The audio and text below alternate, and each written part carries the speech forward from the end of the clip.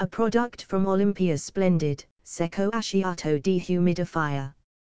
The only dehumidifier in the world that allows user to mount it on the wall.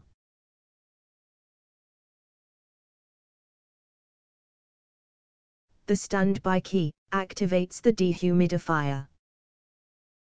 Operating mode selection key allows user the option to select drying or super drying mode.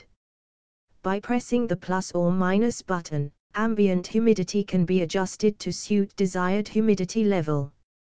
Once desired value is reached, device stops operating. As soon as relative ambient humidity exceeds selected value, dryer starts operating again.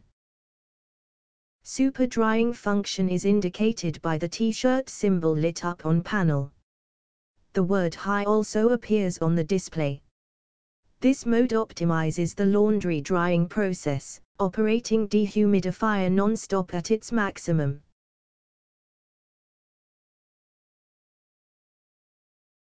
Remove collected water from tank, at bottom of unit. Full tank indicator lights up as shown on the panel.